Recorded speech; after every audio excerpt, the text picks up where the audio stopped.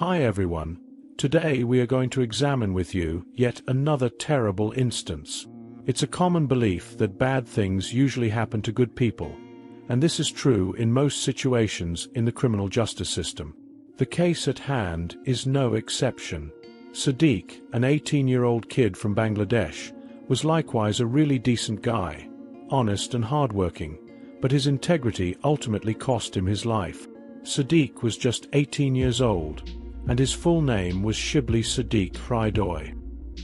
He was born in Bangladesh's Chattogram city, one of the oldest seaports in the world with active natural harbors for millennia. Sadiq came from a very low-income household. His mother, Nahid Akhtar, was a homemaker, and his father, Shafiq, drove a truck. Furthermore, Sadiq was their only kid, as I should mention. Sadiq had a strong desire to learn since he was a little boy and had lofty goals for his future.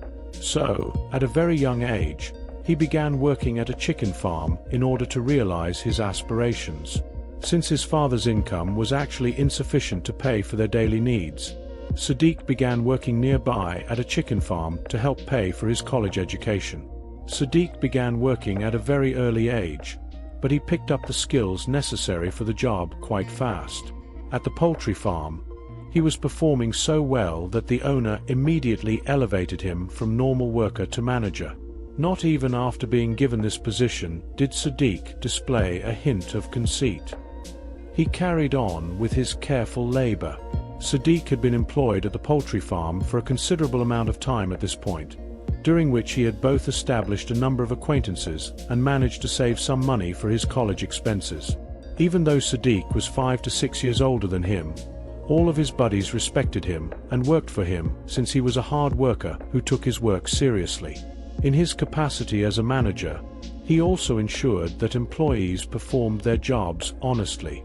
But occasionally, because of his candor, Sadiq would have disagreements with his own farm buddies.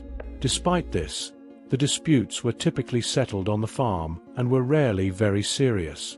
Sadiq had nothing else to occupy his time than his work and studies.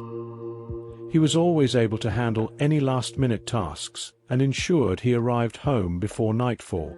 Like any other day, Sadiq left for work in the morning on August 28, 2023, and went about his business.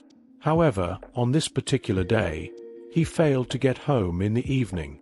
At first, Sadiq's parents believed that he had been given a significant task at the chicken farm, but as time went on, their concerns increased. Therefore, his parents phoned him 2 or 3 times at night between 11:30 and 12 o'clock. But Sadiq never answered any of their calls. This had never occurred before. Even though Sadiq did not return his parents' calls, they remained optimistic. Waiting through the night, Sadiq still hadn't gone back home. When Sadiq's parents tried to phone their son again the following morning, he didn't pick up. In addition, they attempted to reach the owner of the chicken farm via phone, but his phone was likewise inaccessible. Now, Sadiq's parents looked all throughout their house and questioned individuals who lived close to the poultry farm for their son, but Sadiq remained undiscovered. As a result of their inability to locate any information regarding Sadiq, they were extremely concerned. In the middle of all of this anxiety, they get a call from Sadiq's number early on the 29th. Sadiq's parents were a bit relieved to see this, but as soon as they picked up the phone, they sensed their kid was in a panic. Following that, Sadiq informed his mother, "I've been in a car for the last 12 hours because some people kidnapped me. While I hide and speak with you, they are severely beating me." Sadiq didn't talk to his mother in front of this, as his conversation was abruptly cut off. Following this, Sadiq's parents learned that their son had been abducted, was in serious distress, and that the abductor had even broken into Sadiq's phone. Now, Sadiq's parents were quite concerned about him because he was the only heir in the family.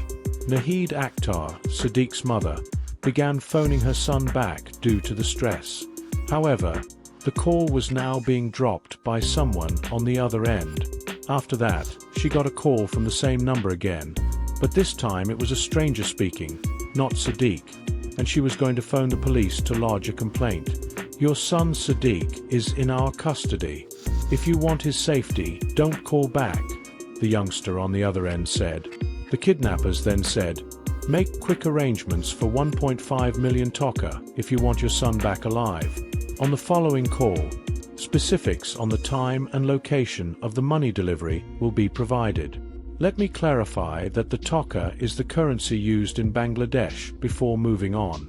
As previously mentioned, Sadiq's family was extremely impoverished and did not possess even 1 lakh toka. However, as it was their only son's life at stake, they began saving money and dedicated all of their energy to doing so for the following 3 days. They approached their neighbors and relatives for money. However, they were unable to collect even 2 lakh toka between the 28th and the 31st, much less 1.5 million toka in 3 days. Thus, the kidnappers phoned Sadiq's parents once more on August 31, 2023, and made demands for money. However, Sadiq's parents told the abductors up front that we weren't able to amass such a large sum of money. The kidnappers made a deal with Sadiq's parents after hearing what they had to say. They stated, "Bring us 2 lakh toka quickly, then we will release Sadiq." Although kidnappers often don't act in this manner, it appeared from the circumstances that the abductor was aware of Sadiq's family's financial plight. Even when the kidnappers lowered the requested ransom to 2 lakhs, Sadiq's parents informed them that even 2 lakh toka would not suffice for their family. The kidnappers said, "Okay, but we'll kill Sadiq if you don't give us the entire amount." Sadiq's parents said, "Don't harm our son." Upon hearing this, "We require an additional 4 days to collect 2 lakh toka." At this point, Sadiq's parents took out loans from retailers to cover the outstanding balance. Some were able to understand their compulsion and give them money, while others were unable to. But in 3 days, after going all around, they managed to acquire 2 lakh Bangladeshi toka, and now all they had to do was wait for the kidnappers to call. The kidnappers used money to contact and bring Sadiq's father to the Bondarban district headquarters on September 4th afternoon. In addition, they reiterated their threat to kill Sadiq if he told the police anything. Now that they were desperate to free their son, Sadiq's parents didn't waste any time in traveling directly to the kidnappers' location and handing them the money. Sadiq's father waited there for some time until 2 abductors, with only their eyes showing and their faces concealed, came. They just stole the money from Sadiq's father without saying anything to him. But, as the abductors were heading out, they gave Sadiq's father the assurance that his son would get home before him. Sadiq's father was ecstatic to hear this and rushed home. But when he got there, he discovered Sadiq wasn't there yet. When he inquired about his son's location with his wife, Nahida was concerned. After, Sadiq's father told his wife everything. Even though Sadiq's mother grew increasingly worried after hearing the entire tale, the 2 of them remained outside their house until dusk in the hopes that Sadiq would return. It was almost late, and they still didn't know anything more about Sadiq. In a similar vein, by the time this night ended, Sadiq's parents had given up and were reduced to sobs. Sadiq's absence was discovered by even his family up until this point, and one of them suggested that MD Shafiq file a police report. At first, Sadiq's father was terrified as well, since the abductors had threatened to hurt Sadiq if he tried to inform the authorities of anything. On September 7th, however, despite the kidnappers' orders not to call, Sadiq's father did so and got no answer. Sadiq was absent from August 28th to September 7th. He had not been seen for over 10 days. Since things were becoming really tough at this point, Sadiq's parents made the decision to visit the neighborhood police station on September 7th in the evening. They told the cops everything that had transpired during the previous 10 days there. When the police initially heard all of this, they were very upset with Sadiq's parents for not calling them sooner. However, the police realized what a parent must be going through at such a difficult time when Sadiq's parents brought up the threat the kidnappers had made. Following that, the police immediately put together a squad and started looking for Sadiq. The police initially looked into Sadiq's past throughout the inquiry, including his collegiate conduct, his friends, and his family living arrangements. It was discovered throughout the inquiry that Sadiq was a kind youngster who didn't fight or have animosity against anyone. Nevertheless, Sadiq's mother, Nahid Akhtar, recalled something during the police probe. In actuality, Sadiq had already informed his mother about a brawl he had inside the chicken farm with his pals. The authorities now started looking for those youngsters who had battled with Sadiq after learning of this.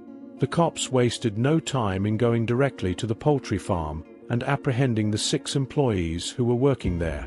After that, they are questioned one by one. These persons attempted to show their innocence throughout the first inquiry, but eventually, under pressure from the authorities, 4 of the 6 youngsters admitted to the crime. Umung Ching Mama, Sway Ching Mung Mama, Ong Tui Mung Mama, and Ukiathawai Mama were the names of these 4 boys. These 4 were taken into custody by the police on suspicion of abduction, while the identities of the other 2 remain unknown. None of them spoke when the police questioned them about Sadiq's whereabouts over the course of the inquiry. But after being imprisoned and subjected to torture for a considerable amount of time, they spoke up and disclosed the identities of their other 2 accomplices. On September 11th, they started telling the story of how, on August 28th, when Sadiq was on his way home, they had abducted him in order to exact retribution. Sadiq was to be kidnapped, beaten, and then their demand for money from his parents would be made in return for his release. At first, everything was proceeding as planned, and these individuals would receive the funds. Nevertheless, they believed that Sadiq now knew everything as he glimpsed the faces of 2 of them at this period. They thus believed that if they allowed Sadiq to go, he would alert the authorities, leading to their capture. Following that, they continuously attacked Sadiq with a knife, striking him from his face to his feet. Sadiq bled profusely as a result and passed away instantly. Sadiq's family and the police had by now been informed that Sadiq had passed away.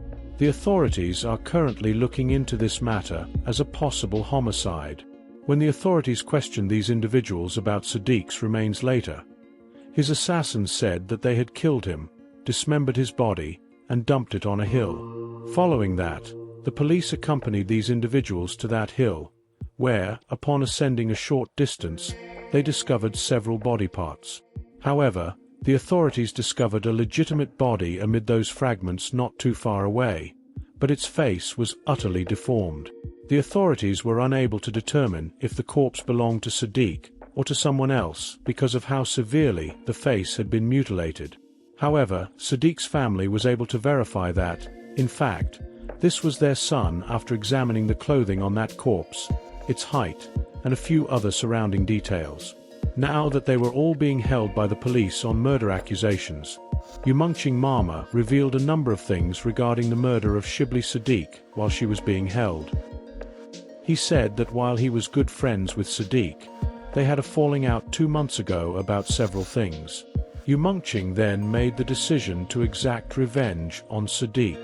In his statement, he also claimed to have slain Sadiq with his own hands and to have eaten little portions of his flesh afterwards. Despite the fact that this was a terrible and despicable conduct, nationwide demonstrations sprang out as soon as this information was reported in the media. People couldn't stand their wrath during this time, and on September 11th evening, when the police were holding all of these accused, the mob grabbed Umungching from them and beat him so badly that he passed away right there. People themselves punished him for his actions before the court could convict him. In addition, the authorities had a tough time convicting and locking up the other suspects. There haven't been any developments on this case since. I'll let you know via community post on my channel if there's any fresh information in this instance. Sadiq's parents, however, lost a son who cherished them and took his future very seriously. Thus, this concludes the murder case of Shibli Sadiq Hridoy. Please like and spread the word about this video if you value our work. Please subscribe immediately if you haven't already.